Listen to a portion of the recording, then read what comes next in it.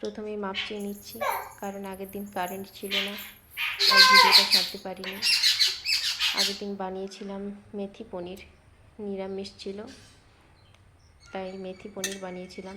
বাড়িতে দুধ ছিল অনেকটা, আগেই বলেছিলাম বাবার বাড়িতে চলে গেছিলাম, তাই বাড়িতে অনেকটা দুধ জমা হয়ে গেছিলো, তাই দুধ থেকে ভাবলাম পনির করে নিই, আর দোকান থেকে কিনবো না। মেথি পাতাটা বাদ দিয়ে সমস্ত মশলা দিয়ে পেস্ট বানিয়ে নিয়েছি।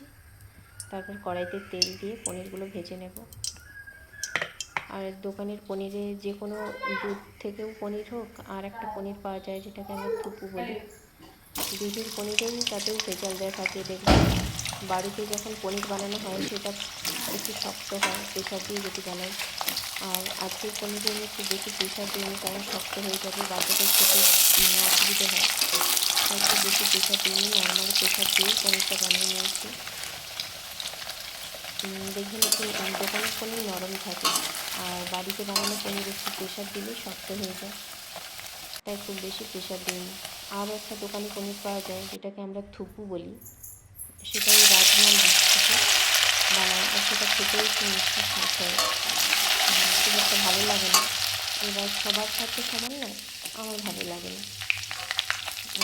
তো যাই হোক, রাজমার বীজকে ওই খোসা ছাড়িয়ে তারপর বাদামটাকে পেস্ট করে, তারপর জল অ্যাড করে এখন কড়াইতে ছেঁকে নিয়ে, তারপর দুধ কাটাবার জন্য যেগুলো আমরা ইউজ করি, হয় লেবু, নয় ওই মুদির দোকানের গুঁড়ি, কিংবা ভিনিগার, ওই কাটা নরম থাকে, কিন্তু সেটাই সুবিধা, নরম থাকে। যাই হোক, ওটা বানাচ্ছি না, হচ্ছে বাড়ির দুধ থেকে পনির কাটিয়ে নিয়েছি। তারপরে মশলাতে মেথি পাতাটা অ্যাড করছি, ওটাও বাড়িতে বানানো যায়।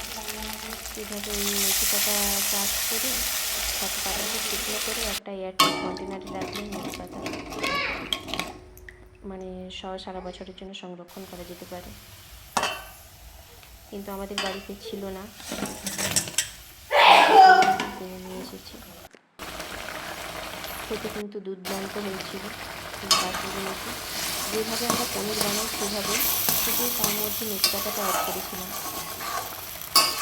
বাচ্চারা খেয়ে বলছে খুব সুন্দর হয়েছে, কিন্তু সেই সময় ভিডিওটা আপনাদের সাথে শেয়ার করা হলো না।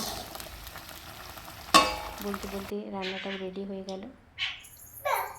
গেছে মেথি পনির। যদি ভিডিওটা ভালো লেগে থাকে কমেন্ট করে জানাবেন। ভাত বা রুটি সবার সাথে ভালো লাগবে।